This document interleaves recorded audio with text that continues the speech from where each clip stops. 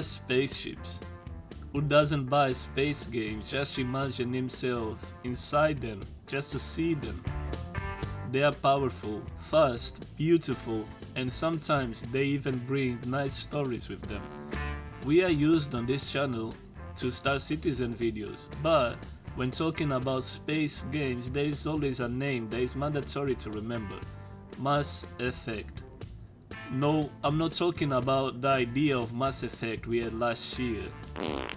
I'm only talking about the trilogy, the original Mass Effect story. If you say so. With its epic story, combat, memorable ships, and crazy science, we will compare some of their ships against Star Citizen ships on a size and usefulness perspective. I'm Commander Shepard. And I am Outlandish, and this is his favorite video on YouTube.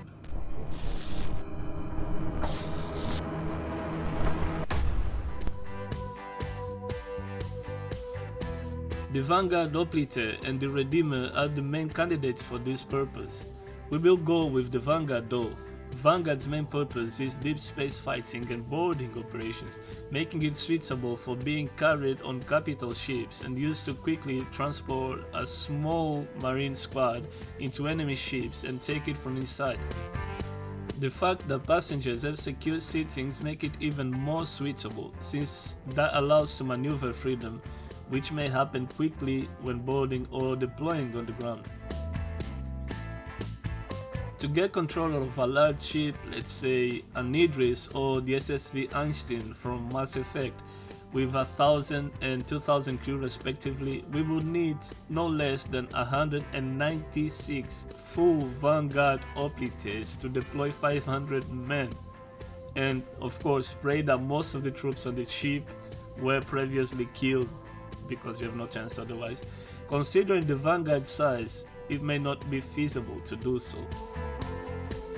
The Kodiak UT-47, nicknamed the Combat Cockroach, is the go-to shuttle and dropship in Mass Effect, having also interplanetary flight capabilities. It is highly maneuverable and quick, however accommodations for Marines are not the best. Trips can be extremely bumpy and most of the Kodak's models are even unarmed. Though less than half the size of the Vanguard Hoplite, the Kodiak can carry twice as many Marines due to its sudden can abilities. It kind of reminds me of a Toyota i-Ace minivan. Also, the smaller size means that more shuttles will be able to fit on a hangar bay, giving more chances of success on boarding operations during combat. The Vanguard has as main advantages its fighting capacities. It is very well armed with turrets and several missiles. However, its main disadvantage is, guess it, its size. On boarding maneuvers, space may be tight and maneuvering difficult. On this moment, size is key, which the Kodak doesn't have. Also, the small squad it carries, only 6 Marines, can be at disadvantage. Because why would you go through the hardship of landing a 37-meter long ship on a tight spot and under enemy fire just to deploy 6 men? If you say so. What's our next step? Frigates are in general ships intended to carry powerful guns while maintaining maneuverability and speed, both for protection of bigger ships such as carriers or for scouting. In Star Citizen, the Idris is classed as a frigate. Even though it is many times mistaken to be a capital or carrier ship, being escorted and protected by smaller craft like the Aurora LN, which the Idris can also carry. The Idris is extremely powerful and carries plenty of smaller craft for protection.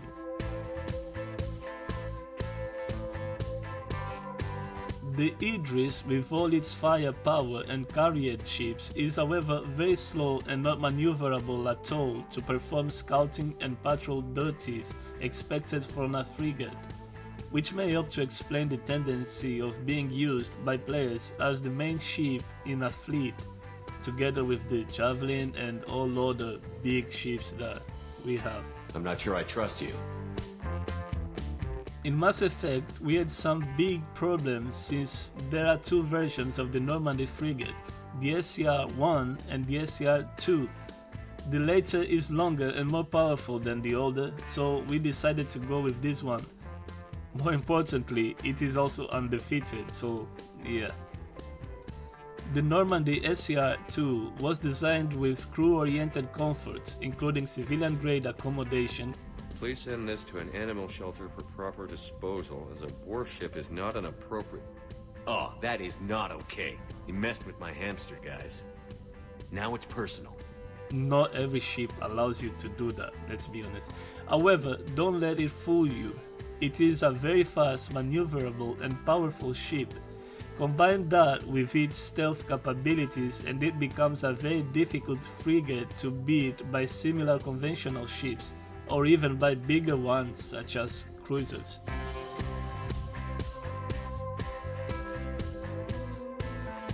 The Normandy is more than 20 meters shorter than the Idris, however both ships cannot be more different. What makes you so sure? In a fight, the Normandy would probably easily win due to its speed, maneuverability, stealth and powerful guns. The only real advantage the Idris can bring is the small ships it carries, but if things go normally, the fight will be over before those fighters can be deployed. Plus, the Normandy can deploy 2 shuttles with 12 marines each. That's twice the official crew in the Idris and more than half of the fan theory crew. And to be honest, no one can beat Commander Shepard on a fight. But you're not worried I'm some imposter claiming to be me? Shut up. Here there are huge problems as Mass Effect only has destroyers and capital ships when referring to one and only race.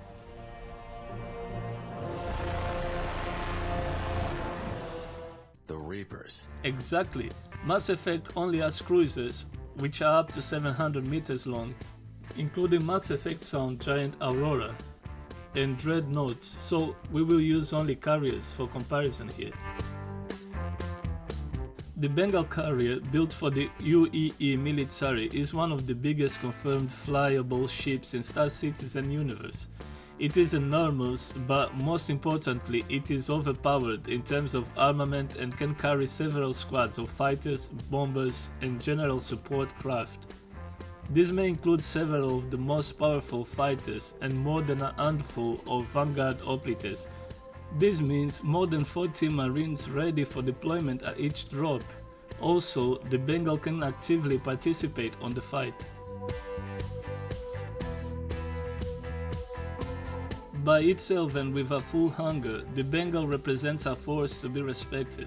This ship alone brings inside it a full fleet, making it very difficult to be dealt with.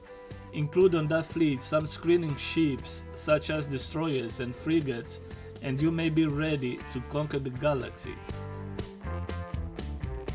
In Mass Effect, carriers such as the SSV Hawking are rarely seen, however they can carry a very large number of fighters. The fighters are, let's say, almost its only armament. For this reason, after deploying its fighters, the carrier will get out of the way and let the parts of the fleet with fighting capabilities do their work. The carriers can rearm and repair fighters during the battle, but its combat limitation makes it useful for almost nothing else. Also, because the flight deck is basically a corridor inside the armor, a well-placed torpedo may be enough to take it out. The Bengal will probably be smaller than Mass Effect carriers, but with its powerful guns and variety of carrier craft, it has everything it needs to win an hypothetical battle. Mass Effect carriers, in the other hand, may deploy more fighters which tend also to be more agile than Star Citizen fighters, and the faster than light travel will always be its main advantage, because who needs to fight when they can run faster than their enemies' bullets? Anyways, this is not supposed to be a contest. If you say so.